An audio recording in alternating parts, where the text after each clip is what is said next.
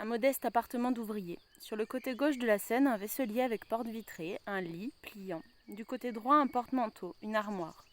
Au centre, une table et 3 chaises. Au fond, un autre vaisselier, un réfrigérateur, une gazinière et un peu plus loin, un chalumeau à souder avec 2 bouteilles de gaz.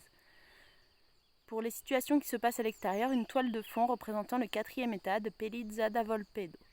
L'action qui va suivre se déroule dans la rue. Lorsque la lumière monte, Antonia, la maîtresse de maison, entre en scène, suivie de Margherita, une amie plus jeune. Elles sont dans la rue chargées de nombreux sacs en plastique remplis de marchandises. C'est une chance que je t'ai rencontré.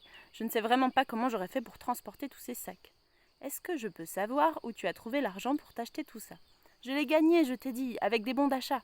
Et puis, dans un paquet de lessive, j'ai trouvé une pièce d'or avec dessus la tête du pape. Furieux parce que cette année, il a perdu 35 millions d'euros sur la dotation de l'église. La foi se perd. Ah, finalement, les riches aussi se mettent à pleurer. Mais toi, arrête de raconter des salades. Qu'est-ce que c'est cette histoire de pièce d'or? Tu ne me crois pas? Non. Alors je vais t'en raconter une autre. Donc il y avait un... Margherita s'en va vexée. Où vas-tu? Au revoir. Quelle susceptibilité. Viens ici. Assieds-toi. Je vais te dire la vérité. Vas-y, raconte. Ce matin, je descends faire les courses. C'était la journée spéciale super promotion. On arrive au supermarché, je ne sais pas combien on était, il y avait déjà d'autres femmes et quelques hommes qui faisaient tout un raffut parce que les prix avaient encore augmenté par rapport à hier. Un truc de fou. Le gérant essayait de nous calmer. Moi, je ne peux rien y faire, qu'il disait. C'est la direction qui fixe les prix, c'est elle qui a décidé l'augmentation. Elle a décidé? Avec la permission de qui? Dit une femme. Avec la permission de personne. C'est légal, c'est le libre commerce, la libre concurrence. La libre concurrence contre qui? Contre nous. Et nous, on doit toujours laisser faire? Vous nous transformez en marginaux. Vous augmentez les prix. La bourse ou la vie? Et moi, vous êtes des voleurs! Puis je me suis cachée parce que j'avais une de ces trouilles, tu ne peux pas imaginer. Bravo! Alors il y en a une qui a dit, maintenant ça suffit. Cette fois les prix, c'est nous qui allons les fixer. On payera ce qu'on payait le mois passé.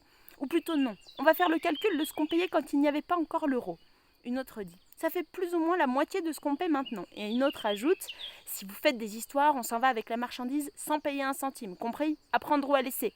Tu aurais vu le gérant, il est devenu blanc comme... Vous êtes folle, j'appelle la police. Il part comme une fusée vers la caisse pour téléphoner, mais le téléphone ne fonctionne pas. Quelqu'un avait arraché les fils. Pardon, pardon, laissez-moi aller dans mon bureau. Pardon, laissez-moi passer. Il n'arrivait pas à se frayer un chemin, toutes les femmes autour. Lui, il commence à pousser. Il pousse, nous on pousse. Et une des femmes fait semblant de recevoir un coup de poing dans le ventre. Elle se laisse tomber de tout son long, évanouie. Oh, bien joué. Tu aurais dû voir, quelle comédienne.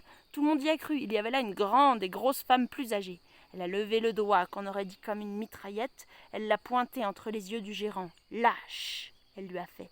Tu t'en prends à une pauvre femme qui est peut-être enceinte. Si elle perd le gosse, tu auras affaire à moi. On te fait mettre en tôle. Assassin! Et puis tout en chœur. Infanticide! Infanticide! Infanticide!